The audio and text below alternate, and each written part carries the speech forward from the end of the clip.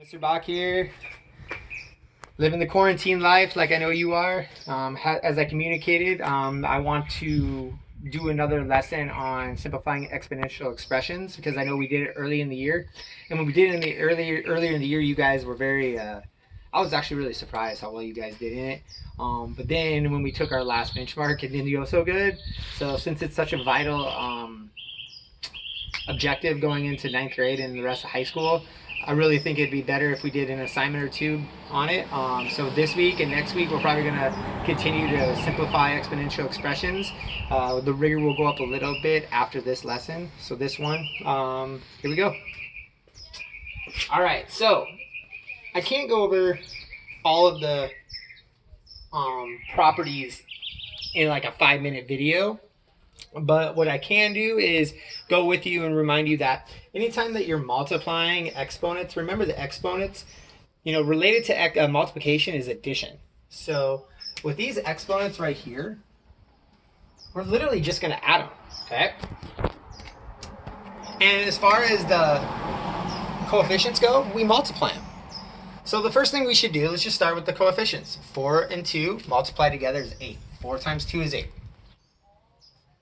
And then what we're going to do is we're going to look at the r to the negative 3 and then the r to the second. We're going to add those exponents. Okay, so at this point what I'm getting is 8, negative 3 plus 2 is negative 1.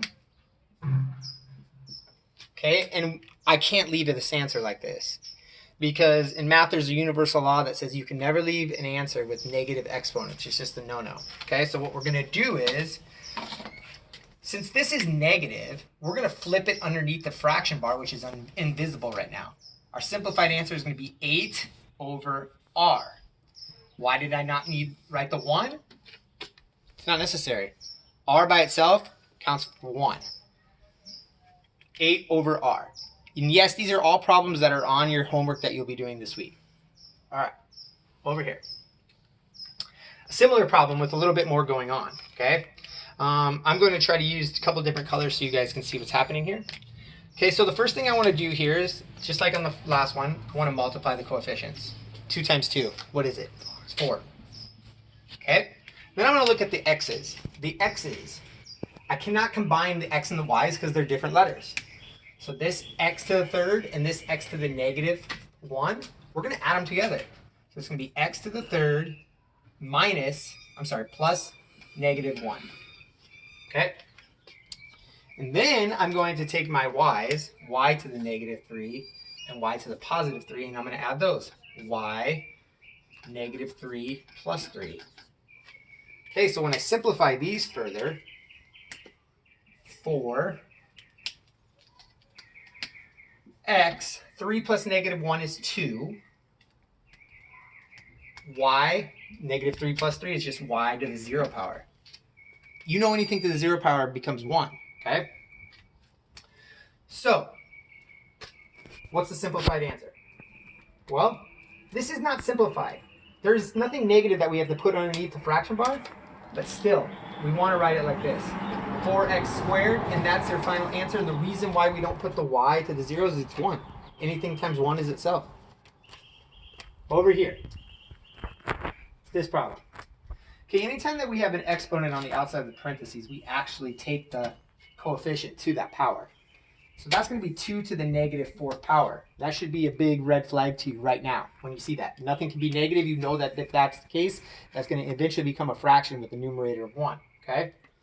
Then what I'm going to do is I'm going to actually multiply 2 and negative 4. So that's going to be x to the second times negative 4. All right. So let's just keep this all on the top right now for now. Okay? So here we go. Simplified one step further, we're going to have 2 to the negative 4th power, x to the negative 8. Both of those are negatives. They're going to go on the bottom of the fraction. Okay? So we're going to go like this. 1 over 2 to the 4th, x to the 8th. Okay? And now we do have to simplify that. We can't leave 2 to the 4th like that. We have to actually find a value for 2 to the 4th. So 2 to the 4th power is 16. So our final answer is going to be 1 16 x to the 8th. Simplified answer. Last problem. So we have one that has a division in it. And anytime we do division, instead of adding the exponents that are similar, we subtract them. Okay? So the first thing we're going to do is we're going to look at our whole numbers. 4 and 3 cannot be reduced. 4 over 3. Then we're going to look at m to the 4th, m to the 2nd, m to the 4th minus 2. Then we're going to look at n's, n to the 3rd, n to the 2nd, n 3 minus 2. Then I'm going to finally look at the p's, p to the 3rd, p to the 4th, p 3 minus 4. All right, so simplifying this one step further, okay, we're going to have 4 over 3, m 4 minus 2. 4 minus 2 is, oops, that doesn't look good. Rewrite this. 4 minus 2 is 2, m to the 2nd. N 3 minus 2. 3 minus 2 is 1, so I'm just going to write n because I don't need the 1. P 3 minus 4 is negative 1. So what's the only thing I have to adjust? Well, that p to the negative 1 has to go on the bottom. So my final answer is going to be this.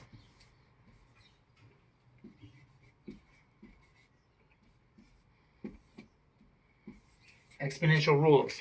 Remember, as always, I'm always available on Messenger. And as I said earlier in a note, Mr. Strickland, Mr. Hershey, and I are going to try to get together on Wednesdays from now on at ACAA and actually try to take some live questions for a couple hours. Once I get more information about that, I will definitely let you know. Until then, stay safe, stay inside. Oh, I have someone for you to follow on TikTok. His name is Isaiah. You might know him as Cohen's stepbrother. __. I am going to take this and he's going to write down his TikTok so you guys can follow him. Here he comes. This is Isaiah.